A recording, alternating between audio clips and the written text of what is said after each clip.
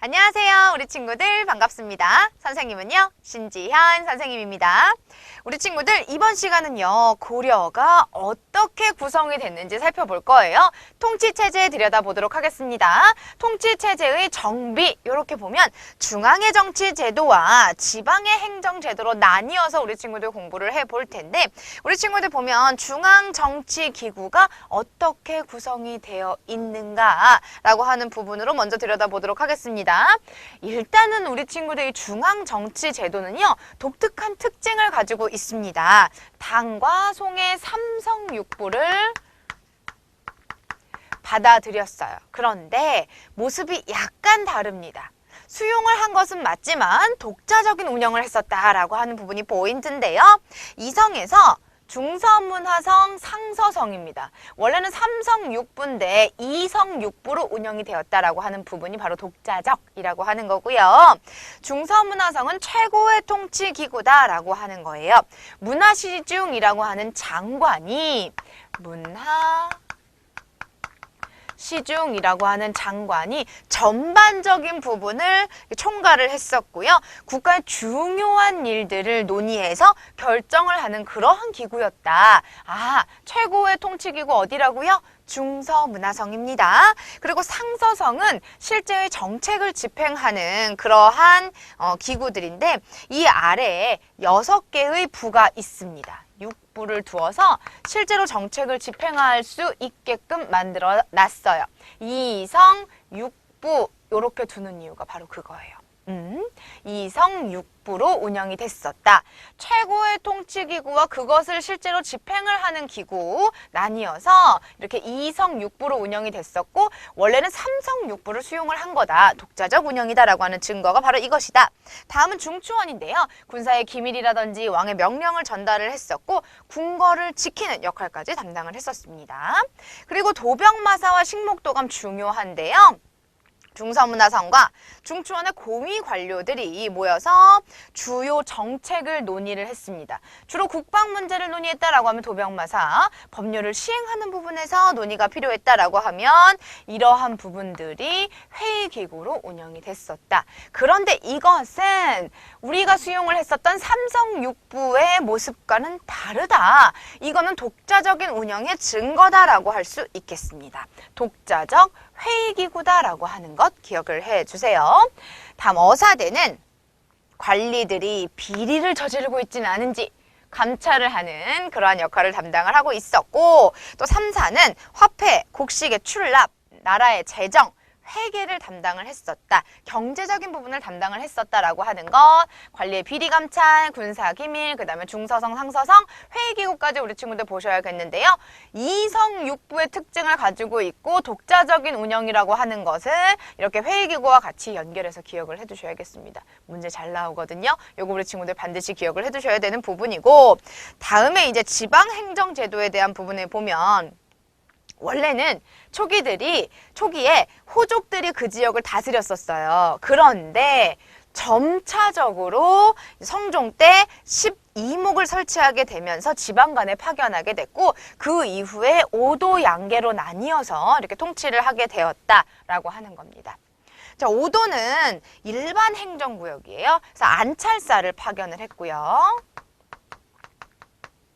관리를 파견하였다라고 하는 것, 도 아래 주, 부, 군, 현 같은 것들을 설치를 했었고 주요 지역에 목을 설치를 했다라고 하는 것, 주현이 있고 속현이 있는데 주현은 지방간이 파견이 되는 곳이고 속현은 지방간이 파견되지 않고 주위에 있는 주현에서 간접적인 통치가 가능했었다라고 하는 거예요. 그런데 실질적으로 들여다봤더니 주현과 속현의 양을 비교해봤더니 주현이 속현보다 많아요. 속현이 더 많아. 속현이 더 많다는 얘기는 뭐예요? 그만큼 지방 속속들이 관리들을 파견해서 하나하나 통치할 수 있는 부분은 아니었다. 그 정도로 지방 통제력은 조금 약했었다라고 하는 부분으로 보시면 되겠습니다. 그리고 향리가 이렇게 지방 행정의 실무를 담당을 했었다라고 하는 부분으로 보시면 되겠습니다. 다음에 양계는 국경지역의 군사행정지역이다라고 보시면 돼요. 그래서 북계와 동계로 나뉘어지고 이제 국경지대를 이렇게 말하는 거다. 그래서 북계, 동계라서 양계다라고 이야기를 하는 겁니다. 병마사를 파견해서 관리를 했었고요. 군사 요충지의 도호부, 진을 이렇게 지정을 했었다라고 하는 겁니다. 경기의 의미는 지금과 같아요. 수도 주변 지역까지 묶어서 우리 경기라고 하잖아요. 그것, 수도 개경과 그 주변 지역을 묶은 지역을 경기라고 했고요. 그리고 삼경은 중요시 여겨지는 아주 핵심 지역인데 걔네들이 다 경자로 끝나는 거예요. 그래서 삼경인데 삼경은 개경, 개성이죠. 그다음에 서경 중요시 여겼었죠. 그리고 동경입니다. 근데 후에는 동경보다는 남경, 서울을 중요시 여겼었어요. 이렇게 세 개의 경이 있었다라고 하는 것, 그리고 특수행정구역이 있었어요. 그게 바로 향소, 부곡입니다. 주연의 통제를 받았었고 국가에 필요한 여러 가지의 것들을 만드는 공간, 농업에 종사하거나 수공업에 종사하거나 이러한 특수행정구역이 있었다라고 하는 부분으로 나뉘어서 보시면 되겠습니다. 우리 친구들이 지방행정제도 그림 한번 보고 올게요. 고려의 지방행정제도에 대한 모습이 나와 있는데요. 자, 북계와 동계를 묶어서 양계라 불렀다라고 하는 부분인 거고, 크게 5개의 도 보이죠? 서해도, 교주도, 양광도, 전라도, 경상도로 나뉘었었고, 주요 지역에 이렇게 목이 있는 것들을 볼 수 있습니다. 삼경에서 개경, 남경, 서경, 동경 이렇게 있는데 후에는 동경이 아니라 남경으로 바뀌었었다라고 하는 부분을 이렇게 보시면 되겠습니다. 고려의 지방행정 조직까지 봤어요.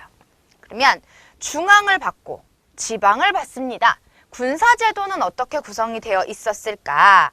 중앙군은 2군 6이에요. 궁궐을 지키고 왕실을 지킨다라고 하면 2군, 개경과 수도 지역을 지킨다라고 하면 6위 이렇게 보시면 되고, 지방군은 5개의 도에 주둔을 한 주현군, 지역의 치안을 위주로 이렇게 지켰었던 부분이고, 양계는 양계라고 하는 지역 자체가 국경지역이잖아요. 그 국경지역을 지켰었던 주진군으로 이렇게 나뉘어진다라고 하는 것. 군사제도는 크게 2군 6위 이렇게 정리를 해두셔도 괜찮습니다. 그다음에 교육과 관리제도에서 보면 중앙은 국자감이라고 하는 그 양성기관을 설치를 했었어요. 그래서 유교적 지식을 이렇게 공부시켰습니다. 성종이 설치를 했고요. 유교를 중심으로 법률이나 수학 같은 부분들도 공부를 시켰어요. 지방에서는 향교를 설치했었고 경학 박사, 의학 박사 이러한 부분들 그 학문의 최고가 되는 사람들을 파견을 해가지고 공부를 시켰었다라고 하는 교육제도 있습니다. 그리고 사학 설립했었다라고 하는 부분까지 보시면 되겠네요. 교육제도와 맞물려가지고 이제 관리 등용제도도 우리 친구들 보셔야겠는데, 문관을 선발하고 기술관도 선발을 하고 승관도 선발을 했지만 무관이 없었다. 나중에 이게 또 문제가 되지요. 무관이 없었다라고 하는 부분 정리해 두셔야겠습니다. 그리고 무시험 통과제, 음서제도가 있었다는 것. 이 음서제도는 왕족과 공신의 후손, 5품 이상의 고위 관료의 자제들에게 과거 시험 없이 관직을 주는 제도입니다. 그러다 보니까 귀족들의 정치적인 기반이 돼요. 아빠가 귀족이면 나도 귀족이 될 수 있어요. 아빠가 관리면 나도, 아빠가 고위 관리면 나도 관리가 될 수 있습니다. 그러면서 정치적인 그러한 기반, 귀족의 정치적인 기반이 되었다라고 하는 부분은 기억을 해 두셔야겠습니다. 이 음서제도, 무관이 없었다는 것, 요렇게. 우리가 이렇게 교육제도까지 살펴봤고요. 고려 전기의 대외관계, 다른 나라와의 관계는 어떤 모습이었는지 봐야겠습니다. 자, 어떠한 모습으로 고려 주변의 국가들과 같이 살아갔는지 모습 한번 보고 올게요. 10세기 말에서 13세기 동아시아 지역의 모습이 나와 있습니다. 고려를 중심으로 해가지고 거란, 금, 남송, 일본 이러한 그 국가들이 주변에 위치를 하고 있었고요. 송나라랑은 서로 목적이 달랐으나 이렇게 같은 마음이 맞아서 친선 관계를 맺었었다라고 하는 것. 그리고 거란과는 별로 친하게 지내지 않았었다라고 하는 부분을 확인할 수 있습니다. 자, 그러면 송, 거란 어떠한 모습이었는지 한번 볼까요? 송은 거란을 견제하기 위해서 고려랑 친하게 지냈습니다. 목적은 달라요. 그런데 결국에는 친선 관계를 맺었어요. 고려는 선진 문물을 수용하려면 중국과 친하게 지내야 되거든요. 그래서 그러한 친선, 교류 부분 때문에 이렇게 친하게 지냈었던 거고, 거란은 일단 고려의 북진 정책과 부딪힙니다. 부딪히면서 또 별로 사이도 안 좋고 마음에도 안 들었는데 발해를 멸망시켰잖아, 거란이. 그러니까 또 더 싫은 거예요. 그래서 친하게 지내지 않았습니다. 적대 관계를 보였었던 이유, 북진 정책과 충돌했었던 부분도 있지만 발해를 멸망시킨 국가야 싫어. 그래서 이렇게 적대 관계를 맺었죠. 근데 거란은 고려랑 너무 친하게 지내고 싶은 거예요. 그래서 여러 차례 외교 관계에 대한 부분을 이야기를 했었으나 거절을 했습니다. 고려가 이렇게 거란이랑 이야기를 하면서 대화를 하면서 이제 조금 침입을 할 수 있는 상황이 될 수도 있겠구나 라고 생각을 하면서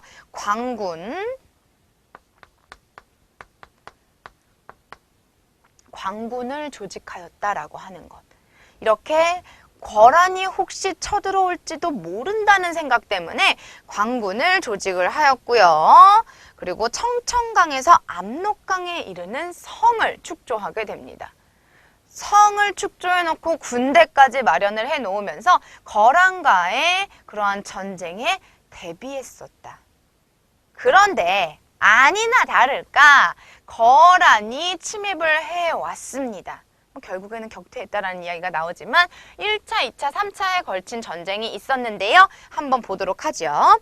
1차 침입은 송 공격에 앞서서 정한국을 정벌하게 됩니다. 소선영이 고려를 쳐들어오게 돼요. 그런데 무엇을 요구하느냐? 쳐들어온 것을 보고서 서희가 거란아, 우리가 송이랑 친하게 지내는 게 싫어서 그래? 라고 이야기를 했는데 거란이 전곡을 탁 찔린 거죠. 아니 어떻게 알았지? 나는 너희랑 친하게 지내고 싶고 송과 고려 너희가 친하게 지내는 게 싫어. 그래 알았어. 서희가 단판을 맺죠. 전쟁을 하지도 않았어요. 그러면 알았어. 거란 너희가 뭘 원하는지 알겠다. 적당히 송나라랑 거리를 두면서 살아갈 테니까 이제 그만 돌아가라 라고 이야기를 합니다. 그렇게 외교 단판을 짓고 나서 전쟁이 있지도 않았는데 강동 6주를 얻게 됩니다. 강동 6주, 압록강까지 영토가 확장되었다라고 하는 것. 대단하죠? 전쟁이 있지도 않았는데 이렇게 영토 확장까지 얻게 됩니다. 아니 근데 약속처럼 그 약속을 잘 지키지 않는 거예요. 말처럼 그 약속을 지키지 않는 거예요. 고려랑 송이 여전히 친하게 지내는 모습을 보고 거란이 뭐야 니네 왜 약속 안 지켜? 라고 하면서 쳐들어오게 됩니다. 그리고 그것과 함께 내가 줬던 강동 6주 다시 내놔 라고 하면서 쳐들어오게 되어 강조의 정변이라고 하는 것이 있었는데 그것을 구실 삼아서 쳐들어오게 됐고 개경에 함락을 당했었지만 양규가 선전하게 되면서 거란군을 격파하게 됩니다. 강동 6주를 계속 안 돌려주네. 송나라랑도 계속 친하게 지내고 안 되겠어. 이번에 단판을 짓고 와야겠어 라고 하면서 3차 침입이 있었고요. 강감찬의 기주대첩으로 격퇴를 하게 됩니다. 1차, 2차, 3차의 주요 인물들이 나오는데요. 이거 우리 친구들 생각하셔야 돼요. 서희의 외교 단판으로 인해서 강동 6주 얻었고요. 양규가 적절히 이렇게 막아주었었다라고 하는 부분, 또 3차 침입에서는 강감찬의 기주대첩으로 격퇴할 수 있었다라고 하는 부분으로 정리하시면 되겠습니다. 이렇게 전쟁의 결과 고려, 송, 거란의 세력이 균형을 맞게 되었고 평화관계를 유지할 수 있게 됐습니다. 그리고 나서 또 쳐들어오면 안 되니까 개경 주변에 나성을 축조했고요. 나성을 축조했고 그리고 천리장성을 축조하고 국방력을 강화하게 됩니다. 그렇게 했었다라고 하는 것. 이게 이제 전쟁의 결과가 되고요. 여진과는 어떠한 모습으로 지내게 되었는가? 고려 초에 고려를 부모의 나라다. 고려는 우리의 부모의 나라다라고 하면서 섬겼었어요. 그런데 고려는 여진에게 이렇게 식량까지 이렇게 주면서 회유했었죠. 고려가 이렇게 위에 있으면 여진은 이렇게 아래에 있었던 그런 국가였습니다. 그런데 세력이 어마어마하게 커지는 거예요. 어마어마하게 커지면서 결국에는 충돌을 하게 되지요. 윤관이 별무반을 편성하게 되면서 여진을 정벌하게 되었고 동북 구성을 축조하게 됩니다. 그런데 여진족이 그게 너무 요충지니까 제발 돌려주세요 라고 하는 것과 관리에 어려움이 있어서 돌려주게 됐지요. 그 이후에 이제 거란을 이제 멸망시키고 금이 그 넓은 지역을 차지하게 되면서 고려에게 군신 관계를 요구합니다. 아니 부모의 나라로 섬겼었던 이러한 모습에서 이렇게 반대로 모습이 바뀌게 되는 거죠. 여진에게 굴복을 하게 되면서 그러한 부분들을 수용을 하게 됐는데 그 이유는 뭐냐면요. 세력이 너무 커졌어요. 금이 세력이 너무 커져가지고 이자겸 등의 집권층의 부분으로 인해서 수용을 하게 되었다. 결국에는 그러한 부분들을 수용하게 되면서 평화를 유지하게 되었다. 평화를 유지하게 되었으나 위로 올라가는 북진 정책은 이제 중단이 된 상황이 되었다라고 하는 것. 동북구성 축조 보시면 될 것 같아요. 그리고 고려와 주변 국가의 대외 교류는 이렇게 우리 친구들 정리를 하시면 되겠는데요. 거란 여진과 곡식을 주고 은과 모피를 받으며 교류했었고 그러한 부분들에서 거란 여진과 이렇게 교류했었다라고 하는 것. 송과 가장 활발하게 교류를 했었다라고 하는 것은 반드시 기억을 해두셔야 되는 부분인데 들여온 것들을 보면 비단, 서적 이런 것들이에요. 귀족들의 사치품들을 이렇게 수용을 했었다라고 하는 부분이 있지요. 그리고 인삼이나 종이 같은 것들이 갔는데 인삼은 고려 인삼. 이때부터 유명했다.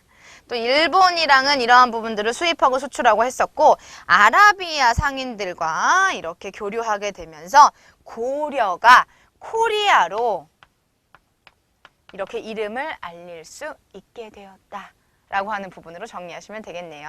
자, 통치체제의 정비부터 고려 정기의 대외관계까지 살펴봤는데 중요한 부분 짚고요. 우리 마무리하도록 하지요.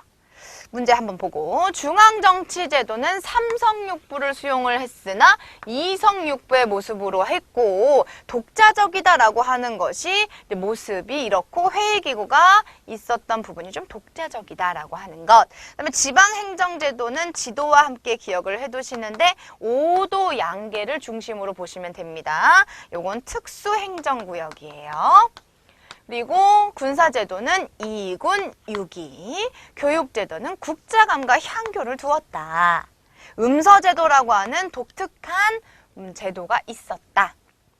대외관계에서는 송이랑은 친하게 지냈고 거란이랑은 안 친하게 지냈어요. 안 친하게 지낸 부분 때문에 이렇게 침입이 있었고 서희, 양규, 강감찬 순서대로 기억을 해두셔야겠습니다. 그리고 동북구성, 여진, 고려의 대외관계에서는 이러한 교류가 활발하게 있었다라고 우리 친구들 정리하시면 되겠네요. 그리고 병란도에서 아라비아 상인들과 교류했었다는 부분까지 정리하시면 되겠네요. 우리 오늘 배운 내용 문제를 확인해 볼까요? 우리 친구들 지금 고려를 공부하고 있습니다. 자, 문제를 확인해 보도록 하지요. 고려의 중앙정치 제도에 대한 설명으로 옳은 것을 찾아보도록 하지요. 장관, 중추원의 장관을 문화시중이라고 불렀다. 문화시중은 중추원의 장관이 아니고 중서 문화성의 장관이었습니다. 중서문화성은 고위 관료들이 모인 회의기구다. 고위 관료들이 모여서 회의를 했었던 기구들은 도병마사, 식목도감 이었어요. 중서문화성 아니고.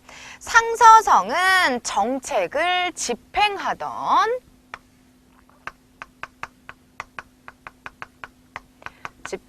그러한 기구였죠. 도병마사에서 법률과 시행규칙에 대해서 논의한 게 아니라 도병마사는 군사적인 부분을 논의하던 회의기구였지요. 땅의 삼성육부를 수용해서 고려의 실정에 맞게 독자적으로 운영을 했는데요. 이성 육부를 운영하게 됩니다. 이렇게 정치제도에 대한 설명으로 옳은 것, 우리 고려의 정치제도의 전반적인 내용들을 정확하게 알고 있냐라고 이렇게 묻고 있는 문제였습니다. 자, 다음 문제 한번 볼까? 다음 문제. 91페이지의 6번 문제인데요. 거란의 침입에 대한 내용으로 옳지 않은 것을 확인해 보도록 하겠습니다. 거란을 물리친 후 천리장성과 나성을 건축하였다. 귀주 대첩을 통해 거란을 무찌른 장수는 윤관이 아니고 강감찬이죠. 요렇게 강동 육주에 반환을 요구하며 3차 침입을 일으켰다. 고려는 거란의 공격을 막기 위해 광군을 조직하였다. 거란의 1차 침입의 결과 고려는 강동 육주를 획득하였다. 옳지 않은 건 윤관이 아니라 강감찬. 이렇게 고쳐주시면 되겠습니다.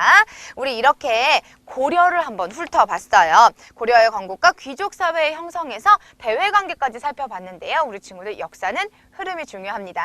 잘 정리하시고요. 다음 시간에 뵐게요. 수고하셨습니다.